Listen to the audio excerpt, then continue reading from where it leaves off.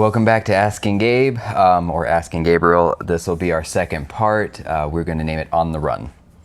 So what are some of your earliest memories of being on the run? So originally we had gone to Colorado.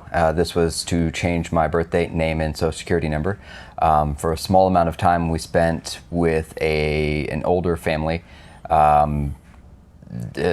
Basically I called them Grandma and Grandpa because I knew nothing else.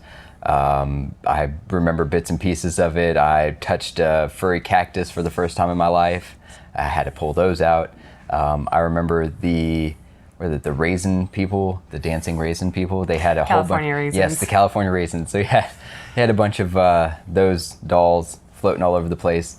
And then, for Christmas, I actually got presents from them, and that made things like so much better in my childhood.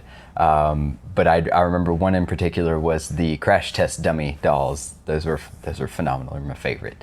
But my grandpa, I call him Grandpa again. He would give me what's called beard kisses. So he would take his slightly stubbled face and just rub it all over my face, and I loved it. But okay. So from there, we moved into basically what I believe to be housing from the family services, social services, and they were directly next to a daycare, kind of social worker combination. So my mother could go work and I could stay there and go to the daycare, be taken care of, and they would have a constant view on us. But I would get so sick so quickly and so often. Mainly because I went from Arizona, which was dry, hot, to upper Colorado, which was super cold. And even though dry, it was high altitude. So it was a big difference, and it made me really sick a lot, to the point that when I got ear infections, my mother would never take me to the doctor for the ear infection. She would wait until I had to get tubes shoved into my eardrums. Or that it was just so bad that there was nothing that, yeah. So where did you go from Colorado? So from Colorado, we actually made a 2-week-long trip by car straight down through Texas, hit the middle of Texas, and then shifted east towards Georgia, where we stayed for a little while. So it took you 2 weeks to go from Texas to Georgia? No, from Colorado to Georgia. Okay, gotcha. Any clue why it took you 2 weeks?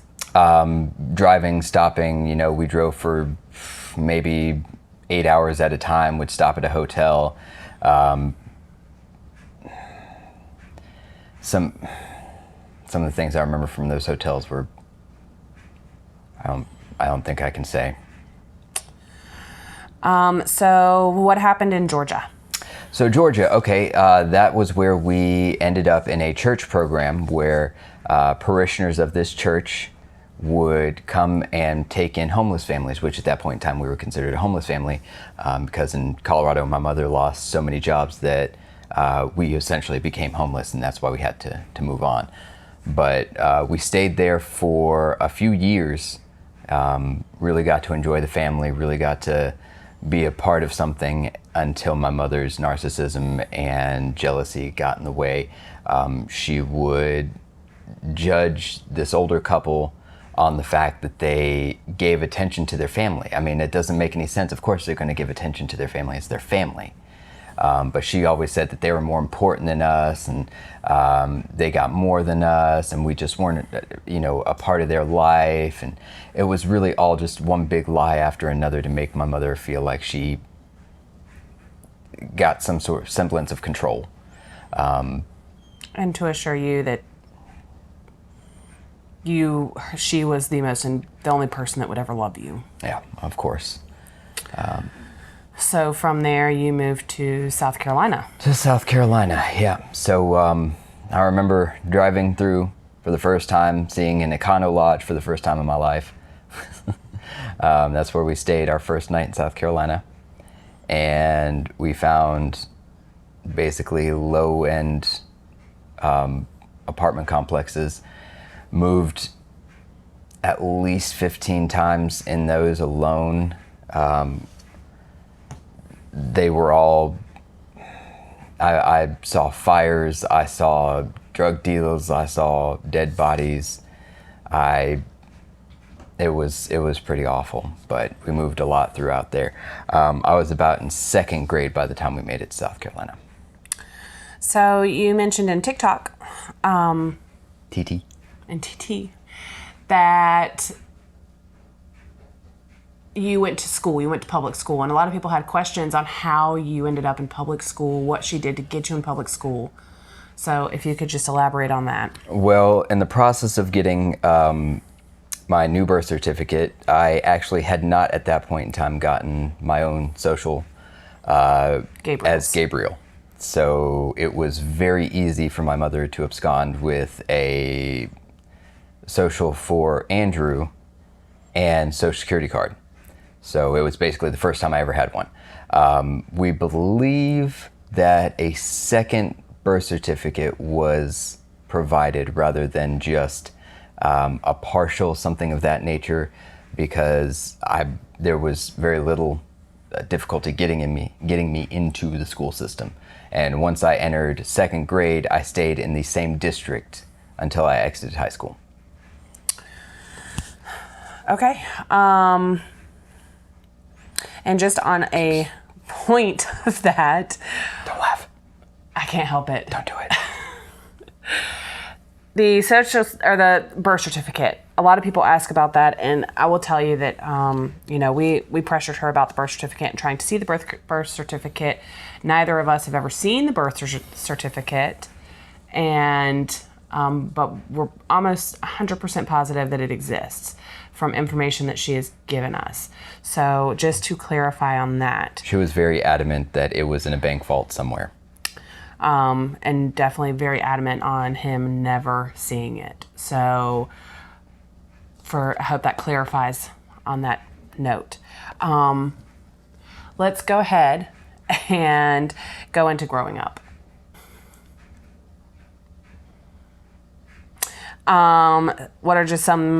What was it like to grow up? It was filled with me never being good enough for anything. We had one picture of my half-sister who was older than me, who perished early on in her life and early on in my life. We had one picture of her, and she would constantly stare at that picture and tell me how she wished that she was still here and that I was the one. It's hard living in the shadow of someone who's already dead. It really is. But to constantly gain, I made really good grades. I did really well in school. I was well behaved to an extent, and I had my hobbies. I tried to have friends.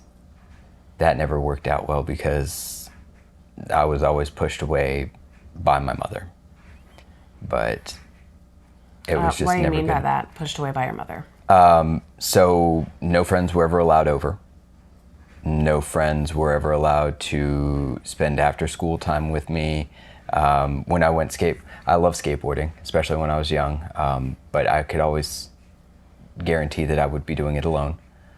She would watch me from the balcony to make sure I was skating alone.